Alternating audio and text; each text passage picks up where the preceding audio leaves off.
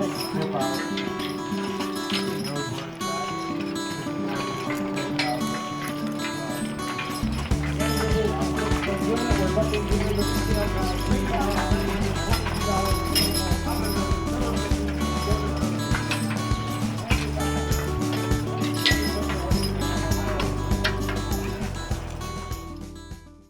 my name is Doug Scheetz. I'm the marketing director for Pioneer Equipment, which is Pioneer Corp.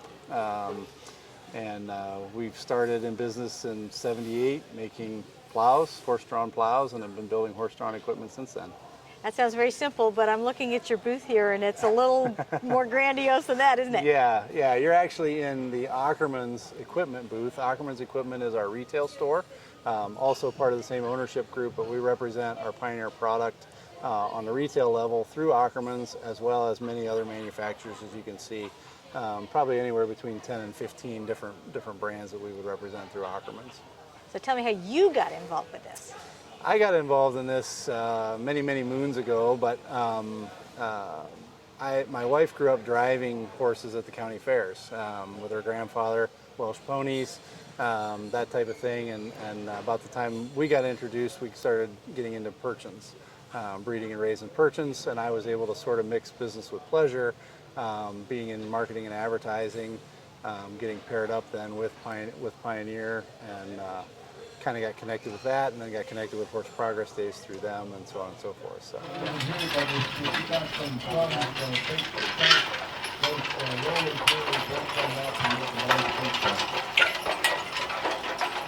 But tell me a little bit about the types of products that are here and why you're here at Horse Progress Days. Yes, so Horse Progress Days, basically the mission statement of Horse Progress Days is to support sustainable farming.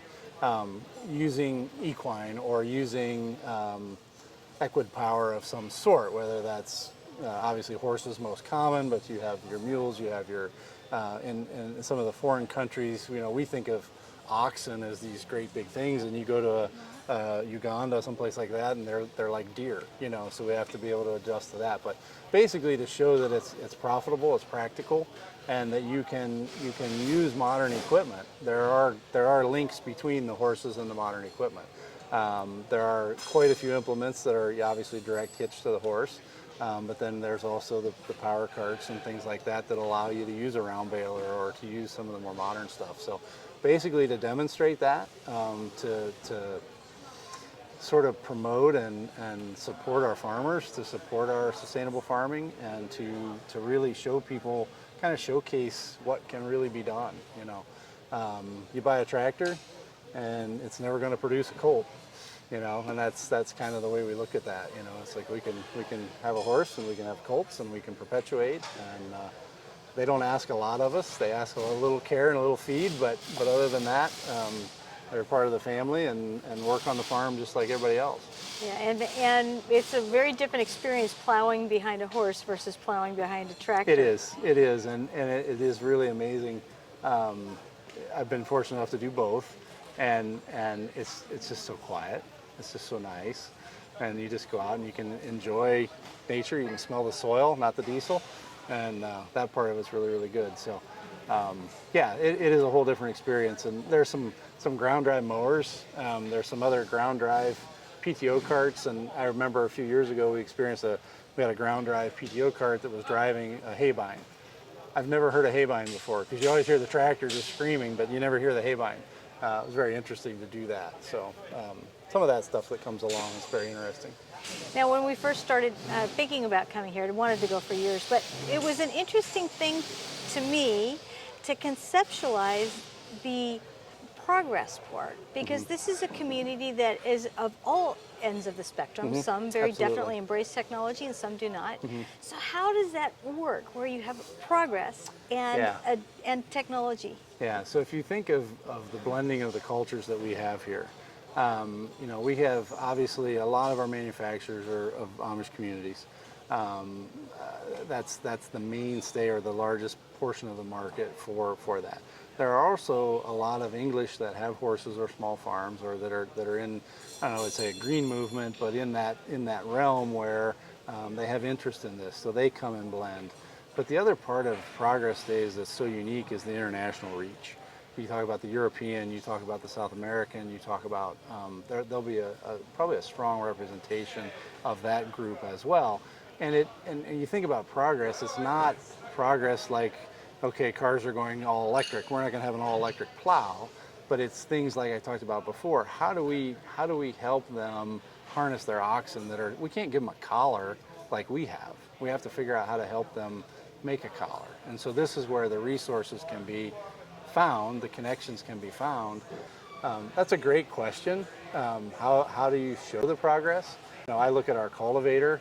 That's a relatively new technology. It's been used in Europe, but cultivation was always stick the shovels in the ground and dig up the weeds and hope for the best. And this is very precise, 1 inch deep. Most of your seeds are below that, so you're not stirring up new ones. Things like that come out of these events. People look at and see what they can do with it. This is the beam structure that I was referring to. A lot of times you'd see a lot of the old plows that would come up and bend around, and this is simply a bolted structure. This is our longtime sulky plow, one of the first plows that Pioneer made. This is a little bit more modern plow that we make, foot lift plow. Both of these plows have the Caverlin bottom on them. A great plow for sod. It's got a really long sweep and turn to it, so it pulls a little bit more easily for the horses. You're not so steep in turning the soil over. Is this suitable for all soil types, clay? It is. This is really good for sod ground or tall grass. You can bury 15-inch grass with this bottom if you're going in that way. Our Homesteader unit, and then I can take you over and show you. The Homesteader is kind of interesting because it has a toolbar.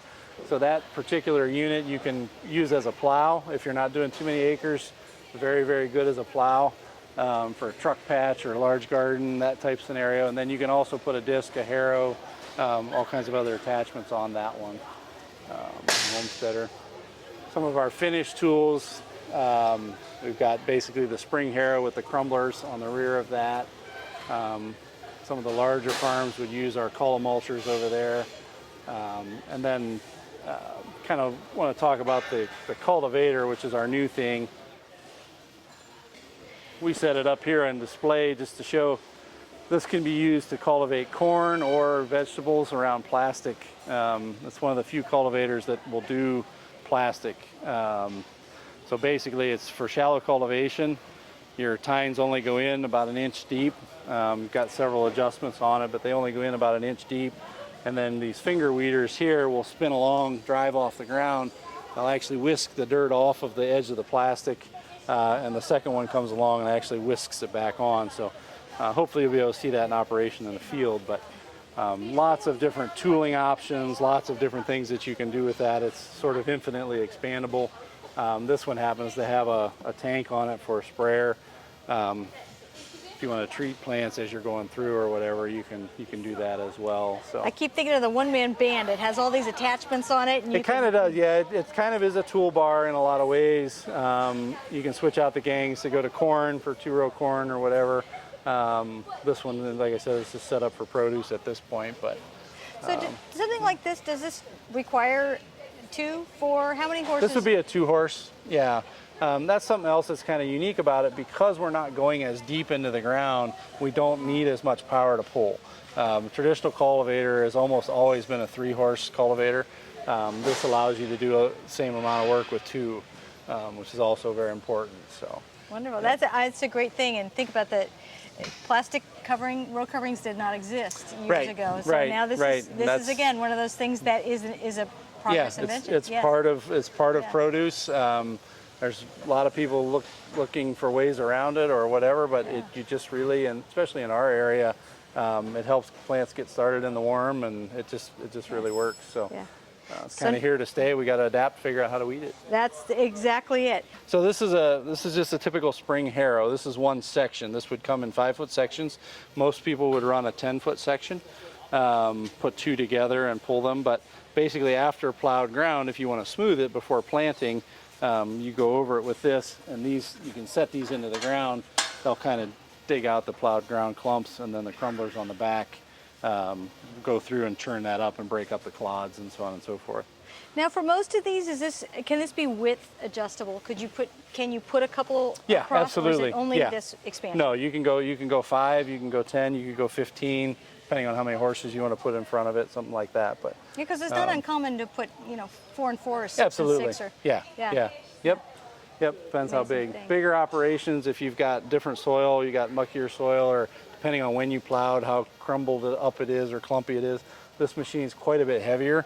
You're going to need probably six horses at least here, but that heavy crumbler will go through, and then the tines, then the baskets, and then at the very end, the raker bar just goes through and loosens up any soil contact that was created by the basket. So. Now, the square bale concept, Yes, you were absolutely. saying, is a great one. Yeah, so small squares have been around forever. Next to loose hay, small squares are kind of the next thing. And, they can drive a pretty good dollar because of the manual labor that it takes to put them together. So this company, Kuhn's, not too far from here, makes this accumulator.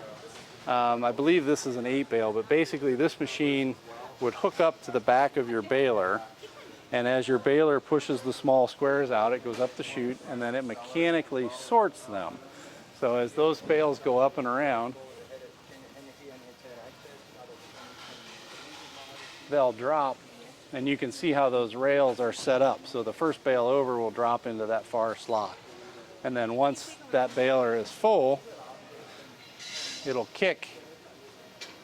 It'll actually flop this, pushing it down into the next set. So it'll go and it'll fill all 8, and then when all 8 are filled, it'll trip, and all of them fall out on the ground together in one spot. So you're not handling each individual bale. Then you come along with a grabber unit like this, either on a loader or a skid steer or something like that. It goes over the pile of bales, and then all of those with a hydraulic, all those fingers turn in, hook the bale, and you can pick up all 8 at once. So one guy can do the whole square bale operation by themselves. So now it may seem like, okay, well, that's a small farm thing, or, I don't want the hydraulics, or maybe that's a different way of life. But when it comes down to it, the simpler is often the better way to do it. Simpler is way better. Less parts to go wrong. And, exactly, yes. exactly. Like I said, all mechanical. I mean, obviously this is just for travel, for road travel or whatever, but you can pull these with horses, you can pull these with tractors, you can do whatever, but it's really supporting the small square industry, to make those more feasible for a lot of guys that want to make hay, don't want to make round bales. That requires its own set of equipment. And then you have to pick it up and move it around too. Still got to move it around too. Yeah, so yeah. this is kind of that in-between piece. So That's kind of a very wonderful. unique piece.